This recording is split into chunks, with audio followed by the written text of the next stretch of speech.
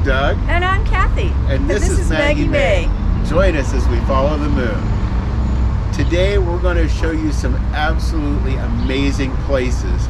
Right now we're in Deadwood, South Dakota. We're also going to take you to Lead and the gold mining rush. And we're going to start off today by going through Spearfish Canyon and show you some beautiful sights and some amazing waterfalls. Come along. And waterfalls we saw. Oh my goodness, it was so beautiful. Spearfish Canyon is a drive that you absolutely must take when you're in this area. There are so many beautiful sights. Most of them can be seen from the road or from pull-offs. There are some trails. Most of them are short. We're going to start at Wild Bill Falls. This is one of the most famous falls in the area. Long pull-off, therefore they've got a nice overlook where you can go over and just right off the road and see the falls right up close. And they are spectacular. Yes, they are. Now the Devil's Bathtub Trailhead was one of those good and bad. Bad that we didn't actually make it all the way back to the Devil's Bathtub. This one was a long walk. It was, and there was a couple places that if you were like me and didn't know where you were going, you have to ford the creek. I think most everybody has to ford the creek. At one spot it does go over onto private property, so they do guide you where the trail is. But there's where you have to start fording the creeks. It was in the 40s and cold and windy, and I didn't feel like getting wet up to my knees right then. So hip waders would have worked. Yep. Just at the parking area for that, you'll see the Homestake hydroelectric plant. Homestake is something you're going to hear a lot more about as we go along. They were a huge gold mining operation. They created their own power several different places with these hydroelectric plants to power their gold mining operation. This canyon is spectacular to ride through. You really can't visualize how tall the canyon walls are too. It's absolutely breathtaking.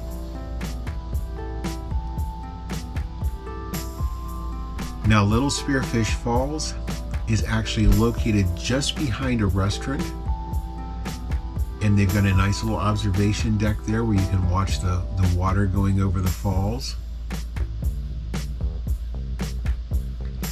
Just across from that restaurant, you'll see a small dirt gravel road. This is a must-do, Rough Lock Falls. It is absolutely incredible. Don't be afraid of that road. No, the road's not bad. But this has been made where you can look down and see the fish.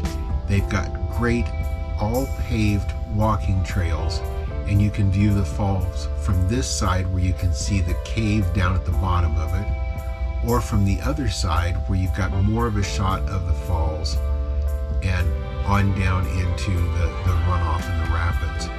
You can also see down there at the very bottom that you can go down and get some just incredible views. That was spectacular, and it's not that far.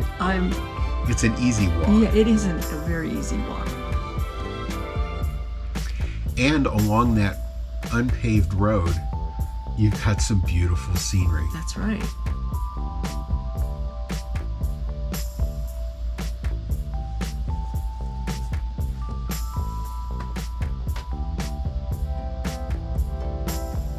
Now you can walk it. You can park up behind the building on the road and walk back, but it's a mile. Mm-hmm. We drove back and then just had the short walk to the falls. Yeah. And you can see this was one of those rain was on again, off again.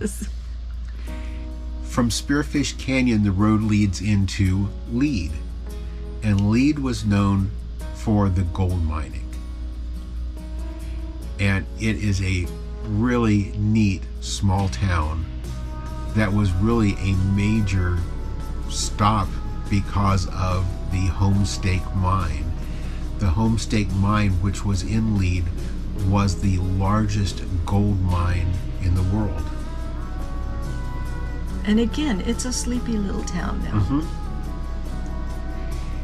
But they've taken that heritage and they have recreated the mining parts of the town, and they have got one of the greatest gold mine museums Oh, yes.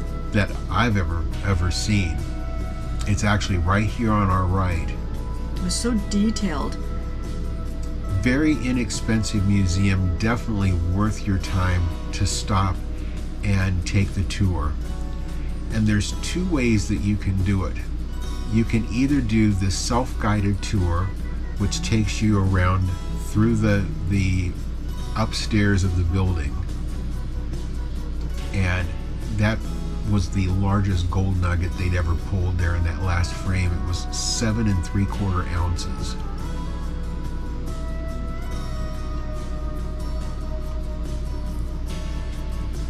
Lots of things about the town's history, about the Homestake Mine.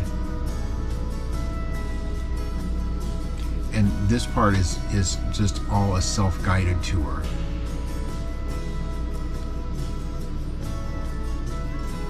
Or if you want a little bit more detail, you can actually go underground with them and see what the mining life was actually like. It's definitely worth taking the tour with the guide. Definitely. That shows you what the mining operation looked like. And those were the officers of the Homestake Mine.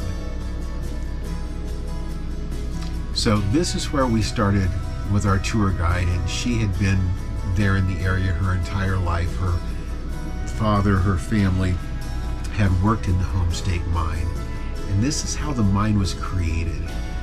It was done in sections, and when they finished up a section, what they were digging out of another section filled in the first ones to help save it from collapsing. The drills were originally crank operated, then they started using compressed air. I didn't realize most everything in these mines were done with compressed air, from the drilling, the larger drills, the little train things that took the ore out of the mine. Those were all run with compressed air. There's so much that you learn about visiting places like this that you just had no idea. You know, we take a lot for granted. They went from pushing the cars to having the cars mechanized. And then this is one that shows the dumper car and how it worked dumping the load.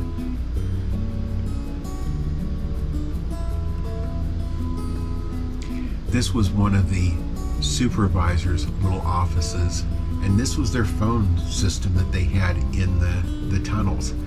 The red wagon was the porta potty of the day,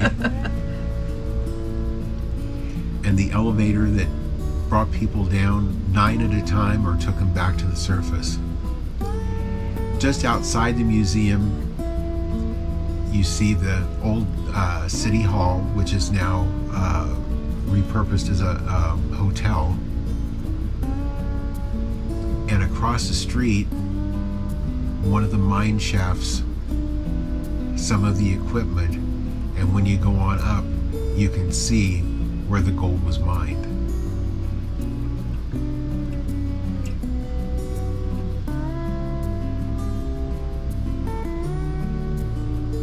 That was one of the banks across the street. Lead is really an experience, no doubt about it.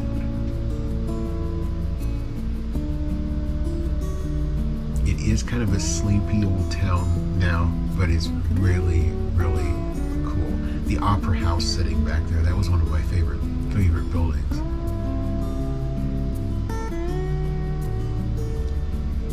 person drilling up there on the side of the building. And Homestake Mine still has offices there. They quit mining, I believe it was in 2002. Our next stop is Deadwood. Again, another absolutely must-see. Deadwood is a town I've heard of. I now know why I've heard of it. Yeah. Deadwood is incredible. I've always said I was born in the wrong century. We had so much fun with these three places, Spearfish Canyon, Lead, and Deadwood, that we went back the next day and went the opposite direction through it all again. That's right. And it was Your definitely worth it. perspective going the opposite direction is so, it's amazing. It's like seeing two different routes. I mean, two different routes. Absolutely. Now, Mount Moriah Cemetery is there, and it's famous because of Calamity Jane and Wild Bill Hickok are both buried there, as well as some other notables. This is Wild Bill's grave. And when Calamity Jane passed, her last dying wish was she wanted to be buried beside Wild Bill, and that's where she's buried.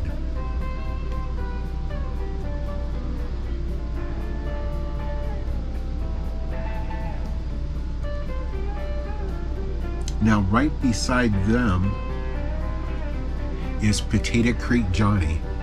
He's the fellow that found that 7 3/4 ounce gold.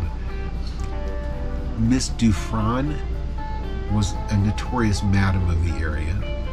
The Civil War veterans section is right there.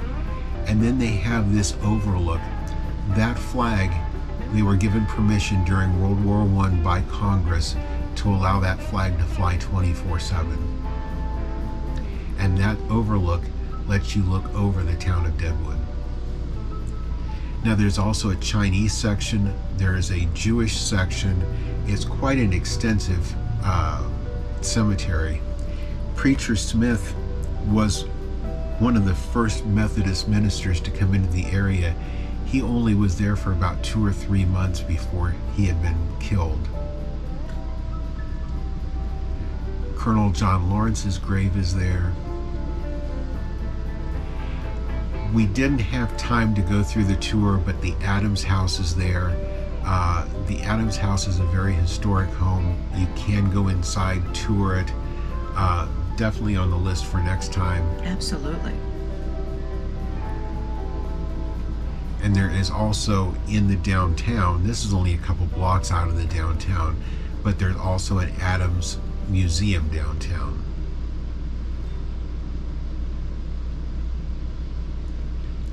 But this is kind of the heart of Deadwood, is their historic Main Street.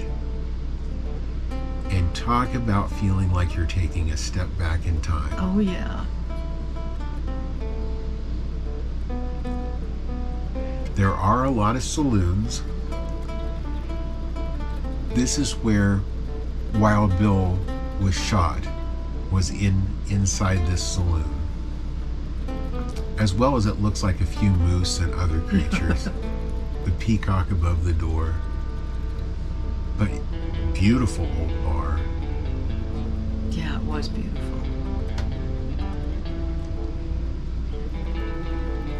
And where he was shot must have been downstairs through the swinging doors.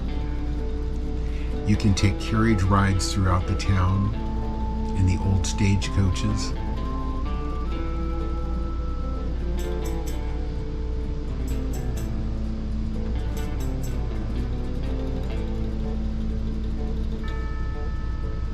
There's one of the old brothels.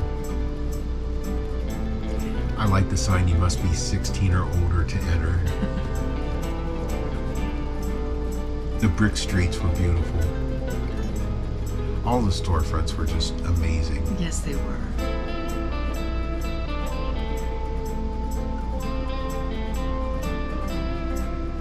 They do have a nice multi-level covered parking garage. We parked there. It was open. When you went in, it was $10 to park, and you got 24 hours. So if you came in the afternoon, you could go back the next morning even. The town was just about wiped out in 1879 by fire. 300 buildings were destroyed. 2,000 people were left homeless from it. But it did rebuild and rebuilt out of brick and out of stone. A lot of local handcraft as far as jewelry. There are casinos downtown, something I've never seen before. Oh, the Harley Davidson store was there, but something I'd never seen before is inside a ladies' clothing store is a bar. Inside a gift shop is a bar. It's a very different feel. It keeps the guys busy. That's right.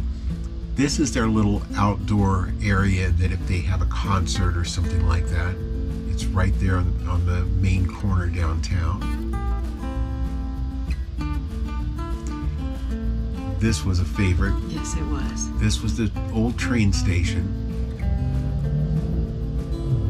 And the train station still has the working scales out front. Hey, and they do work. Mm-hmm.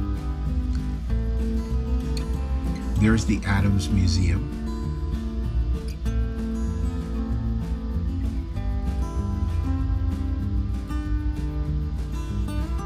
But the buildings are fantastic. It really is like taking a step back. As you start to go out to the edges of town, you'll see some residences. You'll see the old church. That was a hotel in its day. I believe it still is a hotel. And right across the street from it there on the corner was First National Bank.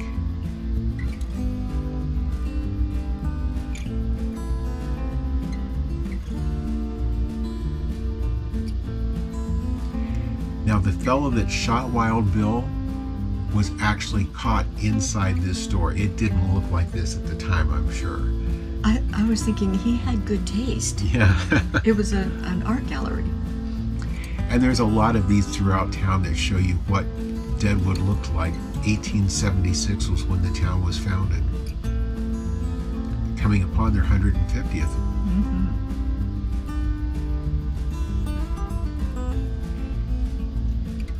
We had to get Cathy there at the Peacock store. Again, ladies' clothing, boots like crazy. They have their little bar in the middle of it. We had walked a lot and we were starting to get hungry. We went to Michelle's Tacos. This is in the upstairs of this building. And the front of this building is pretty cool looking. It really is. Great Mexican menu.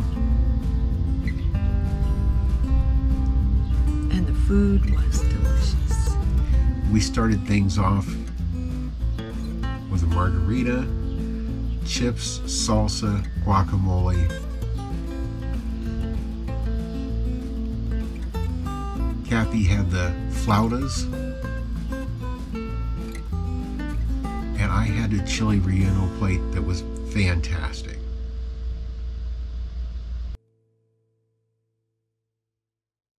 Well, we're kind of ending things up where we started things. That's right. So between Spearfish Canyon and Lead and Deadwood, what did you think about our time here in this spot? This was so amazing. And I know I use that word all the time. There's no word that can describe how wonderful our country is. And when you see beautiful waterfalls like what we have in the background, and then the canyon walls all the way around us, it's just mind-boggling. It really is. We hope you've enjoyed our video today as much as we've enjoyed making it and bringing it to you. If you have, leave us a thumbs up. We appreciate it very much. And if you haven't already subscribed, watch for the button in this corner at the end of the video. If you tap on that button, you can ring the notification bell and you'll know when every one of our videos come out. And thank you for following us as we follow the moon.